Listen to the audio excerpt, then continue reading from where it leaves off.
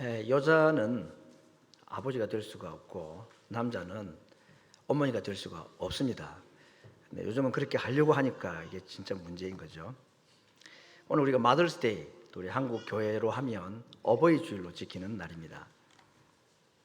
오늘 제가 아버지가 되신 당신에게라고 제목을 정했지만 이 아버지 옆에 어머니도 같이 들어와 있기 때문에 어머니가 되신 당신에게, 또는 부모가 되신, 어버이가 되신 당신에게, 우리 모두에게 적용되는 말씀이라고 생각합니다. 다윗이라는 아버지 한 인물을 통해서 아버지, 어머니, 부모에게 하나님께서 오늘 어떤 말씀을 하시는가 하는 것을 듣고자 합니다. 다윗은 아들이었습니다. 그것도 막내 아들, 막내 동생이었습니다. 오늘 우리들에게는 이 막내라는 것이 귀엽고 깜찍한 사랑의 대상이겠지만, 당시 유대인들에게나 또 고대 사회의 막내는 그야말로 힘없고 나약하고 자격도 없고 장자가 뭐니 해도 최고였던 시대에 막내라는 것은 정말 아무 가치도 없었던 사람. 그래서 이새의 집에 사무엘이 하나님으로의 보냄을 받고 왕을 세우러 갔을 때에 8형제 중에서 7형이 지나갈 때까지 하나님은 왕이 없다라고 말씀했을 때에 아들이 더 없느냐라고 물어서 그 이새가 말째가 있는데 그는 지금 양을 치고 있습니다. 이 말은 무슨 말이냐 하면, 하나 있기는 한데 지금 양 먹이는 정도로 일을 하지 우리에게 중요한 아이도 아니고 별로 그렇게 우리의 가치를 두지 않는 아이입니다. 그런 이야기인 것입니다. 정말 굳은 일만 하고 또 약한 존재로 있는 것이 사람에게, 부모에게 또는 형들에게도 인정받지 못하는 것이 이 막내 아들의 삶이라고 볼 수가 있겠습니다. 골리앗이 이스라엘을 침공해 왔을 때에 이 다윗의 큰 형 세 사람은 이스라엘의 유능한 장군이 되어서 전쟁터에 나가고 있을 때에 아버지의 도시락 심부름을 왔던 이 말째 아들 다윗은 여전히 양치는 목동이었다라고 그의 신분을 소개를 하고 있습니다. 아무튼 그 일 이후에 골리앗을 죽이고 난 후에 이스라엘의 정말 일약 스타가 되고 난 후에 그는 왕의 사위가 되기까지 하는 영광을 누리기를 시작했지만, 오히려 그 일로 인해서 장인이기도 하고 또 자기에게 왕이긴 또한 이 사울 왕에게 시기의 대상이 되어서 쫓기는 신세가 되고 말았습니다. 급기야는 자기 아내를 두고 도망자가 될 수밖에 없었다는 것도 우리가 알고 있습니다. 도망 중에 그는 사울 왕이 자기 눈앞에 잠들어 있는 모습을 2번이나 경험하였지만, 신하들은 그 왕 사울을 죽이자고 제안을 해도 하나님이 기름 부으신 자를 내가 손대지 않아야 된다 하고 그의 순전을 끝까지 지킨 이러한 우리들에게 다윗이라는 인물의 신앙에 참 좋은 모범을 우리에게 보여주기도 합니다. 그가 사울 왕이 죽고 난 뒤에 이스라엘 왕이 되었을 때 그가 맨 먼저 제일 우선적으로 가장 관심 있게 했던 일은 법궤를 안치하는 것이었습니다. 법궤를 예루살렘으로 다시 가져오게 되고, 그리고 그 이후에 전쟁에서 정말 백전백승의 전쟁의 승리를 하나님께서 그에게 주신 것도 우리가 잘 알고 있습니다. 그러나 이러한 다윗의 위대한 신앙이나 또 인간됨의 모습과는 달리 우리는 그에게 얼마나 치명적인 실수와 죄가 있었다는 것도 잘 알고 있습니다. 충신 우리아의 아내 바세바를 범하게 되고, 그리고 그것이 발각이 되었을 때에 전쟁터 맨 앞자리에 고의로 우리아를 보내어서 거기서 죽게 만들었던 살인과 간음죄를 범하였던 사람이라는 것도 우리가 잘 알고 있습니다. 오늘 우리가 살펴보고자 하는 것은 이런 왕 또는 아들, 형제의 다윗이 아니라 아버지 다윗에 대한 말씀을 좀 드리고자 합니다. 다윗의 아내와 자녀들이 얼마나 되었는가? 일단 아내들의 이름이 있는 사람만 8명으로 나와 있습니다. 그리고 그 8명 외에 또 이름이 없는 아내들도 있었을 테고, 그리고 그들 아내들을 통해서 태어난 남자아이들만 19명이 이름이 딱 적혀있는 사람이 그 정도 숫자입니다. 많은 여인들과 결혼했고 이복 형제들을 많이 출산을 해서 그것 때문에 복잡한 가정사 때문에 정말 어려운 일들을 많이 겪었는데, 오늘 우리가 보게 된 한 장면은 그 자녀들 중에 3사람의 관계입니다. 암논이라는 둘째 부인인 아히노암의 아들, 첫째 아들입니다. 첫째 부인은 다윗 사울 왕의 딸이었던 미갈이었죠. 그러나 그가 어떤 일로 인해서 자녀를 출산하지 못하는 저주를 받게 되어서 둘째 부인에게서 첫째 아들이 태어났습니다. 암논이라는 아이입니다. 그리고 넷째 부인인 이 압살롬의 어머니 마아가에게서 압살롬이 태어나고 또 그에게 딸도 태어났는데 다말이라는 딸도 태어났는데, 이 암논이 이복 여동생인 다말을 너무너무 좋아하고 사랑인지 모르지만, 그래서 결국은 거짓으로 꾸며가지고 자기 침실에 와서 과자를 가져와서 자기 병을 도와달라고 하게 했던 일로 말미암아 사실은 이제 간음의 죄가 일어나게 되고, 그것 때문에 압살롬은 자기 이복 형인 암논에 대한 적개심이 불타오르고 있었습니다. 이때 아버지 다윗은 이복 여동생을 범한 암논에게 한마디 말을 하지 않았습니다. 너무 사랑하고 또 흠이 없는 아이였고 앞으로 장차 왕이 될 사람이라고 생각을 했기 때문이었겠죠. 그것이 어쩌면 압살롬에게 더 아버지에 대한 불신감이나 분노를 자아내게 했을 가능성이 많습니다. 어떻게 아버지가 한마디 말도 하지 않는가. 그래서 다말을 범한 이 암논을 이 압살롬이 급기야 죽이게 되죠. 그리고는 아버지의 낯을 피해서 외할아버지가 있는 어머니의 고향인 그술이라는 땅으로 3년간 피신을 가 있습니다. 3년 동안에 아버지 다윗은 아들이기도 하고 살인자인 이 압살롬을 찾지를 않습니다. 요압 장군이 그 모습 보고 이랬다는 가족에게 큰 문제가 생길 것 같아서 어떻게 잘 이야기를 해서 다시 압살롬을 다윗 왕이 오게 합니다. 3년 만에 아들이 왔을 때에 가벼운 인사 외에 다시 그를 멀리하고 2년 동안에 압살롬을 찾지를 않습니다. 이 압살롬은 또 한 번 마음의 상처를 입게 된 거죠. 내가 잘못하긴 했지만 어떻게 내가 돌아온 지 5년이 되도록까지, 나를 떠난 지 5년이 되도록까지 나에게 이렇게 대하실 수 있는가. 결국은 압살롬은 거사를 벌이기로 작정합니다. 아버지를 죽이고 그가 왕이 될 계략을 꾸미게 됩니다. 그리고 그 일은 차곡차곡 진행이 되었고, 그 일에 있어서 압살롬 편으로 돌아선 사람들이 여럿 있었는데 그 중에 가장 대표적인 사람이 아히도벨이라는 그의 전략 참모였습니다.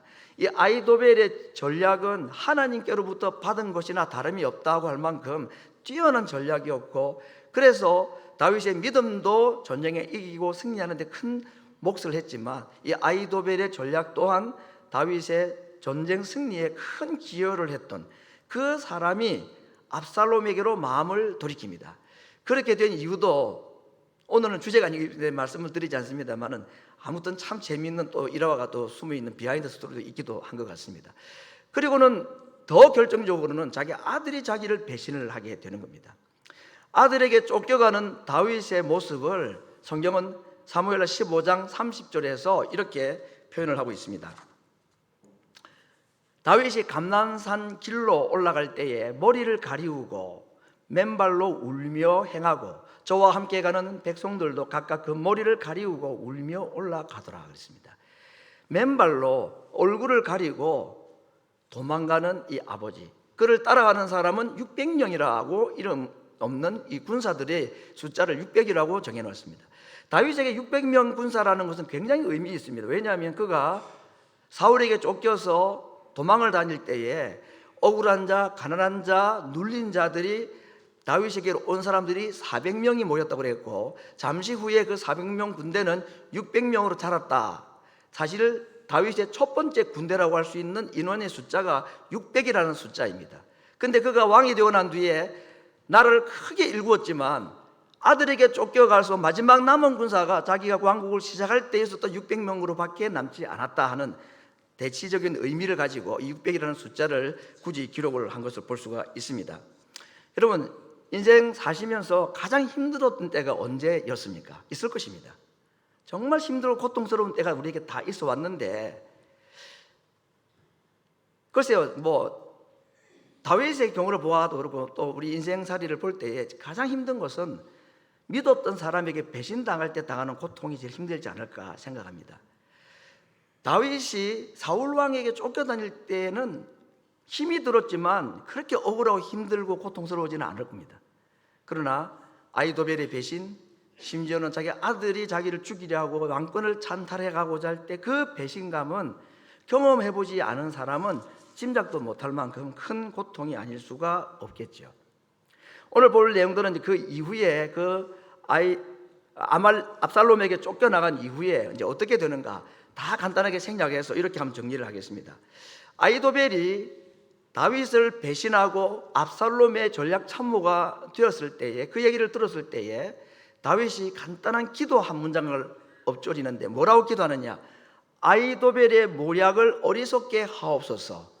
길기도 않은 짧은 문장의 기도를 하는데 그 기도는 그대로 이루어졌습니다.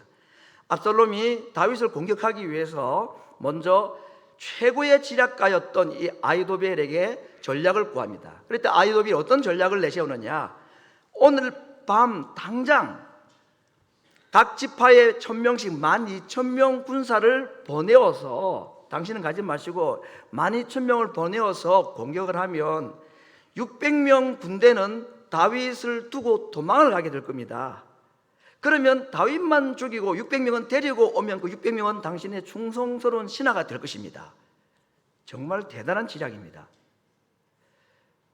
그래서 그렇게 하려고 하다가 다윗이 오면서 자기를 따라오던 아주 오래된 친구 후세라는 사람이 있는데 그 후세를 압살롬에게 돌려보냈거든요. 다윗이 나와 함께 가지 말고 압살롬에게 돌아가라고 그랬습니다. 그래서 압살롬에게 돌아간 이 후세가 이 압살롬에게 어떤 조언을 하느냐? 왕이요, 당신의 아버지를 잘 알지 않습니까? 다윗 왕은 수많은 전쟁을 경험한 사람이기 때문에 당신이 어떤 계획을 하고 올지 이미 다 알고 있을 것입니다. 오늘 밤에 가면 다윗 왕은 절대로 군사 600명과 함께 자지 않습니다. 어딘가 숨어 있어서 가도 허탕입니다. 그렇게 하지 말고 이스라엘의 모든 군대를 모래와 같이 불러 모아서 밤에 이슬이 내리듯이 당신이 직접 수만 명의 군사를 이끌고 다윗이 있는 곳으로 가서 그냥 한 번에 일망타진을 하는 것이 가장 좋은 아이디어입니다.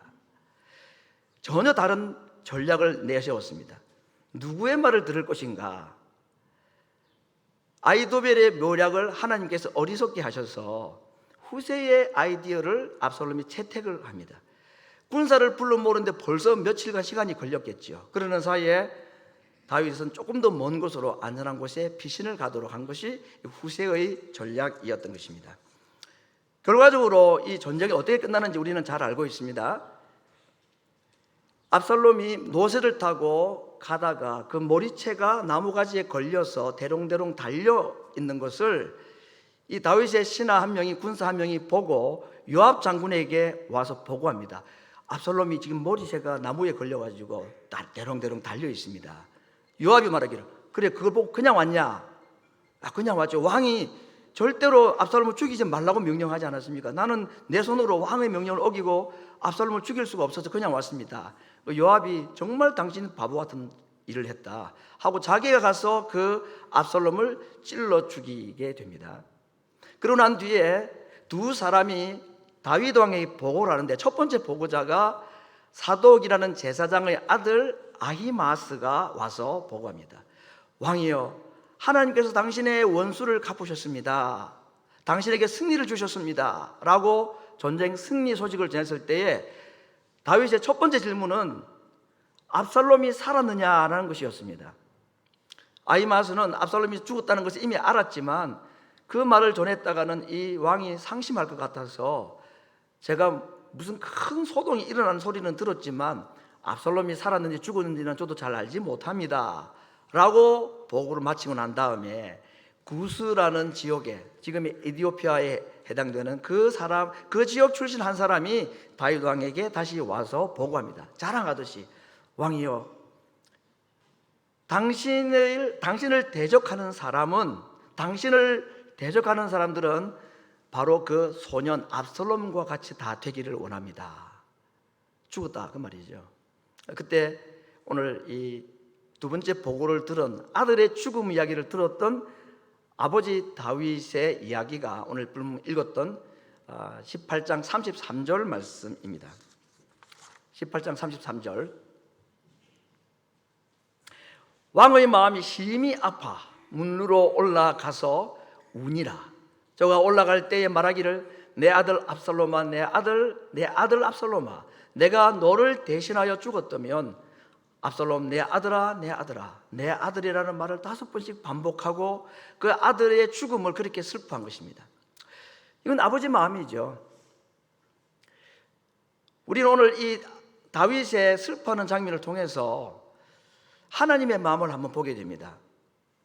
누군가 내가 사랑하는 사람이 고통을 당하고 어려움을 당할 때에 그 아픔과 고통을 내가 대신 짊어졌으면 좋겠다 하는 마음, 그걸 우리가 사랑이라고 말하고 긍휼이라고 말하고, 하나님의 가지고 계신 성품 중에 가장 대표적인 성품이 바로 이 성품입니다. 적어도 다윗은 아버지로서 자기를 반역한 원수와 같고 배신자인 아들이지만 그 아들의 죽음을 그는 정말로 슬퍼할 수밖에 없었습니다. 그래서 정말 말로가 아니라 내가 너를 대신해서 죽었으면 좋겠다, 내가 죽어서 아들이 살아날 수 있다면 내가 그렇게 하고 싶다라는 진정한 마음을 그렇게 표현했습니다. 우리 부모님들 혹시 내가 대신 자식 대신에 내가 아파봤으면, 내가 차라리 아팠으면, 내가 그 병 안 왔으면 좋겠다 그런 마음 가진 일들이 있겠죠. 뭐 정말 어떤 육신의 부모들이면 어떤 경우는 자식 대신에 내가 죽었으면 좋겠다, 예, 그런 부모도 있습니다. 저는 한국에 있을 때에 9살 된 딸이 백혈병으로 죽어가는 걸 봤습니다. 그 부모들이 얼마나 괴로워하고 힘들어했는지 모릅니다. 우리가 기도하고 수술이 잘 끝났는데 면역성이 떨어져가지고 무균실에 하루 만에 수술을 마치고 그 다음 날 떠났습니다. 우리는 그 전날 수술실을 방문을 하고 그 다음 날에는 장례식을 하기 위해서 올라가야 됐던 그런 경험도 있습니다. 그때 그 자녀를 둔 부모의 마음은 어떠하겠습니까? 차라리 내가 죽었으면, 그 부모들도 40이 뭐 채 될까 말까 하는 젊은 나이지만 부모는 그렇습니다. 차라리 그 병 내가 안고 내가 죽었으면, 내 자식이 살았으면. 여담이지만 그 부모들은 지금 아주 신실한 목사가 되어 있습니다. 우리가 때로는 자녀들을 생각할 때에 내가 대신 아팠으면 하는 부모 마음이 다 있는데 이것이 하나님 아버지의 마음이라는 것입니다. 이 마음이 모세, 바울 그리고 예수님에게까지도 있었던 우리가 볼 수 있는데, 모세가 이 마음을 가지고 하나님께 기도한 적이 있었습니다. 금송아지 사건 이후에 하나님께서 이스라엘 백성들을 전부 멸하겠다, 새 민족을 이끌어 내가 너로 하여금 가나안 땅에 들어가게 하겠다고 했을 때에 모세가 하나님께 기도한 내용입니다. 슬프도소이다, 이 백성이 자기들을 위하여 금신을 만들어 싸우니 큰 죄를 범하였나이다. 그러나 합의하시면 이제 그들의 죄를 사여 주옵소서. 그렇지 아니하시면 원컨대 주의 기록하신 책에서 내 이름을 지워버려 주옵소서. 자기가 하나님에게 버림을 당하는 한이 있어도 이 민족 살려달라고 기도하였을 때에 하나님이 모세의 기도를 들어주셨습니다. 왜? 그 마음이 하나님 아버지의 마음이었기 때문이었습니다. 바울 역시도 같은 기도를 하였습니다.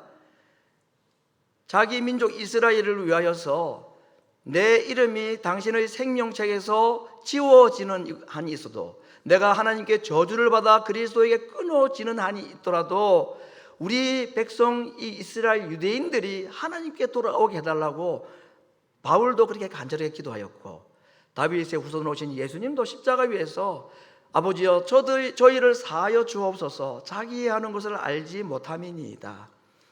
모세도 바울도 다윗도 예수님도 다 하나님 아버지의 마음으로 자기를 대적하는 원수를 위하여서 오히려 대신 죽어 그들을 살리고자 하는 마음을 보여주었던 아름다운 신앙의 모습들을 우리에게 보여주는 사람들입니다.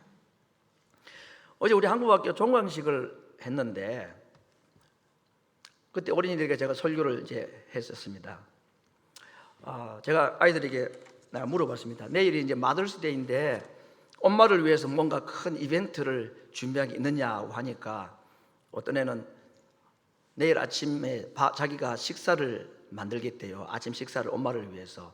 5살이나 되었을까 싶은데 저거 봤다는 완전 엄마 잡이다. 일 저질러 놓으면 엄마가 다 다시 해가지고 엄마가 자기 밥 자기가 해먹어야 될 판이다 싶어서, 그래, 야, 참 대단하다. 한 해는 자신이 없었는지 엄마한테 맛있는 스파게티 요리점에 가서 식사를 대접하겠대요. 그래서 내가 물었습니다. 돈은 누가 대고? 그랬대요. 그러니까 가만히 생각하니까 자기한테 돈이 없는 거, 그것도 엄마가 낼 것 같아요. 그래도 그 말 들은 부모가 마음이, 말도 안 되는 소리 한다고 기분 나빠할 부모가 있겠습니까? 엄마가 말이라도 엄마 밥 해주겠다고, 엄마 식사 한 끼, 엄마가 낼 돈이지만 그게 부모 마음이 얼마나 기쁘겠습니까? 그래서 제가 두 번째 질문을 하나 했습니다. 너희들 엄마 사랑하니? 그랬더니 사랑한대요. 얼마나만큼? 그랬더니 막 이만큼 그래요. 두 번째 질문했습니다. 그러면 엄마도 너희를 사랑하는 것 같으니? 그랬냐. 엄마도 자기를 사랑하는 것 같대. 그 얼마만큼 하니까 이만큼. 그래서 제가 또 질문입니다. 너희가 엄마 사랑하는 거랑 엄마가 너희를 사랑하는 거랑 그 사랑 중에 누구 사랑이 더 클 것 같으냐 하니까 어떤 애들은 자기가 사랑이 더 크대요. 좀 철든 애들은 아무래도 엄마가 사랑이 더 큰 것 같대요. 그래서 막 토의하다가 결론을 내렸습니다. 엄마 사랑이 더 크기로. 제가 세 번째 질문을 하겠습니다. 엄마가 너희들 이름 잊어버릴까? 아니면 너희들 얼굴 잊어버릴까? 안 잊어버릴까? 엄마가 어떻게 내 얼굴을 잊어버리고 나 이름을 잊어버리니까 안 잊어버린대요. 엄마가 너희들 혹시 버리고 도망갈까? 그랬더니 안 그런데. 그 제가 소개했습니다. 근데 내가 아는 어떤 엄마가 한 명 있는데 이 엄마는 자기 아들도 잊어버리고 얼굴도 모르고 이름도 모르고 그런 엄마가 있어. 그랬더니 눈이 둥그레지는 거예요. 그러니까 이제 치매라는 말을 모르니까 멘털 디지즈가 있으면 자기 아들을 몰라. 엄마 아들이에요, 큰 아들이에요. 그랬는데 누이시오? 이렇게 묻는 거 봤다고. 엄마가 자식을 정말 떠나지 않고 사랑하지만 자식을 떠나는 부모가 있더라고. 세상 떠나고 죽으면 자식 다 두고 가더라고. 그러니까 아이들이 아주 심각하게 얼굴이 좀 아주 굳어진 걸 봤습니다. 그래서 제가 그 다음에 이 이야기 끝에 이사야 49장에 있는 성경 구절을 하나 소개를 하였습니다. 그런데 하나님께서 우리에게 이렇게 말씀하셨다고. 여인이 어찌 그 젖 먹는 자식을 잊겠는가? 자기 태에서 난 아이를 어떻게 긍휼히 여기지 않겠느냐? 혹시 그들은 잊을지라도 나는 너희를 잊지 아니할 것이고 내가 너희를 내 손바닥에 새겼다라는 성경 구절이 있는데, 하나님이 우리에게 그렇게 사랑하신다고 말씀하셨다고 제가 소개를 하였습니다. 그래서 제가 이 성경 구절과 함께 이 그림을 하나 보여주었습니다. 어떤 사람이 꿈을 꾸어서 예수님께 질문을 했단다. 주님, 저를 사랑하세요? 그러니까 주님이, 그럼 내가 너를 사랑하지. 얼마만큼 사랑하시는데요? 그랬더니 이만큼 하면서 손을 십자가 위에 뻗으셨다 하는 그런 영어로 된, 제가 한글로 찾아보려니까 잘 안 없어요. 그래서 제가 영어를 그대로 가져왔는데 그런 이야기를 제가 소개를 했습니다. 예수님 사랑이 그러다. 우리가 하나님을 잊어버려도 하나님 우리 잊어버리지 아니한다고 그랬고, 우리가 주님 사랑한다고 말하지만 그냥 하나님께서 우리에게 사랑하시는 것은 정말 그냥 이만큼이라고 두 손을 쫙 펴서 십자가 위에 내려놓으신 것이 우리를 사랑하신 주님의 사랑, 하나님의 사랑이다라고 이사야 49장의 말씀은 진실로 그러하고 절대로 우리를 잊어버리지 아니한다는 약속의 말씀은 진실한 사실이라고 말씀을 드렸습니다. 그래서 제가 우리 어린이들에게 이렇게 얘기했습니다. 너희들도 엄마를 사랑하고 엄마는 너희들을 더 사랑하지만 하나님은 너희를 가장 사랑하신단다 라고 우리 어린이들에게 어제 말씀을 전했습니다. 똑같은 말씀을 오늘 우리가 함께 아버지가 된, 어머니가 된 우리들에게 영의 아버지께서 말씀하십니다. 어머니 아버지의 눈물 흐르게 하지 아니한 자식이 얼마나 있으며 자식 때문에 눈물 흘려보지 않으면 부모는 또 얼마나 있겠습니까? 동서고금을 막론하고 우리는 눈물을 흘리게 만들고 또 눈물 흐르는 그런 자식이었고 부모이고 지금도 그렇게 살아가는 것 같습니다. 막상 부모가 되고 보니까 부모님의 사랑이 어땠는가 조금 더 알 것 같은데, 그렇다고 해가지고 부모님 사랑을 다 알았다고도 말하지 못할 것 같습니다. 한 가지 확실한 것은 내가 자식을 사랑하는 것보다는 부모님이 나를 사랑하신 것이 훨씬 크다는데 누구도 반대할 사람은 없을 것 같고, 더 확실한 사실은 내가 자식 사랑하는 것보다 큰 나를 사랑하는 부모 사랑도 크지만, 그러나 하나님 아버지의 사랑은 더 크고 더 완전하다는 사실 또한 우리가 인정해야 될 우리의 고백이 아닐 수가 없을 것입니다. 오늘은 아들 이삭이 아니라 아버지 이삭을 예를 들어서 이미 자식이 되었고 또 자식을 둔 자가 된 우리들에게, 신앙인으로서 자식 된 우리들, 신앙인으로서 부모 된 우리들에게, 아버지가 되고 어머니가 된 우리들에게 하나님께서 하시는 말씀, 젖먹이를 잊어버리는 어미는 있어도 나는 너희를 잊어버리지 아니한다. 너희는 나의 손바닥에 새긴 자들이다 라고 주님이 우리에게 약속하시고, 그것을 실제로 십자가 위에 못이 박히시면서 얼마만큼 주님이 우리를 사랑하십니까? 증거가 무엇입니까? 할 때 이만큼이라고 우리에게 자신 있게 말씀을 해주시는 주님의 사랑 이야기를 우리가 들었습니다. 인간 다윗도, 아버지 다윗도 그 원수 같고 망나니 같은 아들을 대신해서 정말 죽었으면 하는 마음이 그의 진실한 마음이었던 것이었고, 그 마음이 하나님의 마음이었고, 그 마음으로 예수님도 우리를 위하여 저들의 죄를 사하여 달라고 하고, 다윗은 아들을 위하여 죽고자 하는 마음이라도 있었지만 예수님은 아들도 아니고 형제도 아닌 우리 원수와 같은, 우리 죄인 중에 괴수와 같은 우리들을 위하여서 기꺼이 자신의 목숨을 내어주신 사랑, 어찌 이것이 자식을 둔 어머니의 사랑보다도 작다 할 수가 있겠습니까? 우리는 그러한 사랑을 받은 자들입니다.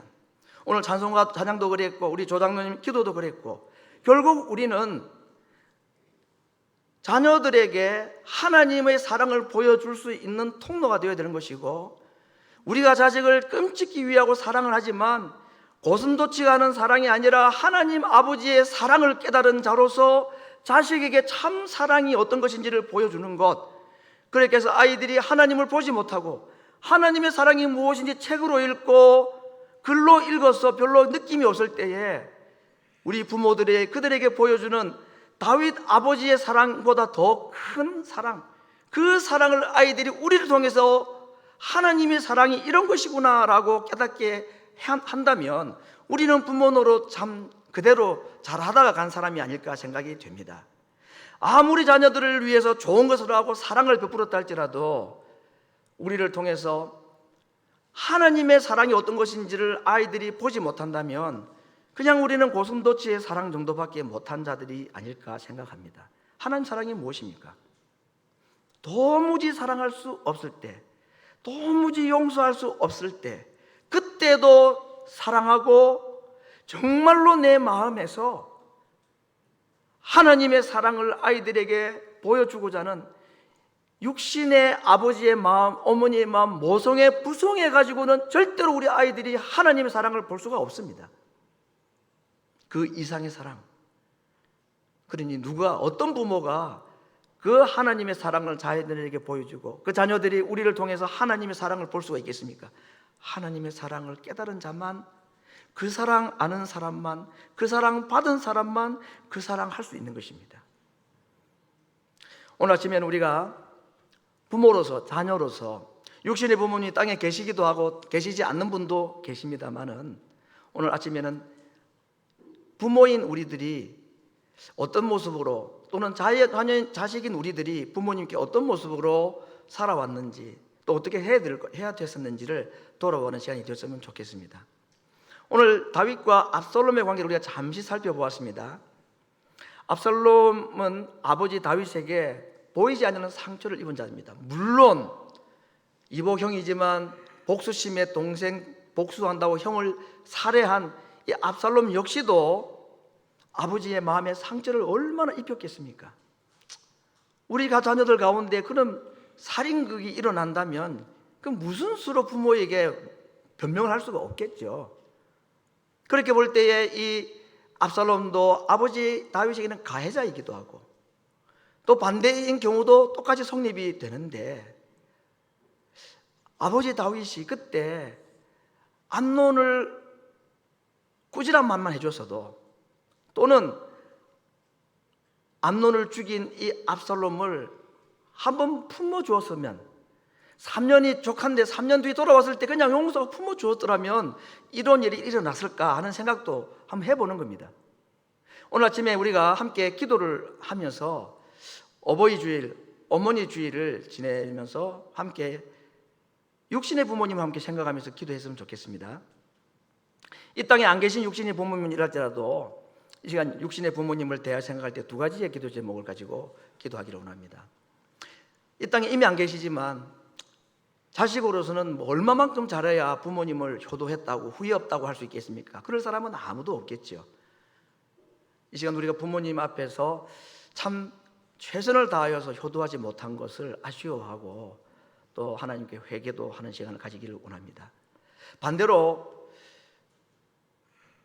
다윗도 압살롬에게 상처를 받았지 않았습니까? 나도 역시 부모님으로부터 상처를 받은 것이 있을 수가 있겠죠. 도무지 나를 이해해 주지 못하고 나를 그때 힘들게 하셨던 어머니, 아버지, 마음에 평생 아픔을 가지고 있다면 혹시라도 이 땅에 안 계신다 할지라도 그 육신의 부모님이 고의로 한 건 아니고 다 사랑 때문에 한 것이지만 내게는 상처가 되었던 것을 이 시간에 용서한다는 말은 좀 너무 과한 표현일지 모르지만 우리가 받아주고 그렇게 했으면 좋겠습니다. 두 번째로 자식을 둔 부모로서 내가 자식들에게 혹시라도 그런 상처를 준 것이 있다면 회개하고 기도했으면 좋겠습니다. 다 너 잘 되라고 했다고 말하지만 그에 인해서 아이들은 감당할 수 없는 어려움 때문에 우리들의 말 한마디, 눈빛 하나, 마음 씀씀이 하나 때문에 상처를 받았다면 압살롬을 대하였던 다윗의 실수를 하지 않았으면 좋겠습니다. 그들에게 말로든지 글로든지 우리가 실수하고 잘못한 것을 용서를 구하고 하나님께 그 아이들의 마음을 치료해 주시기를 위해서 맡기고 기도하는 시간이 되었으면 좋겠습니다.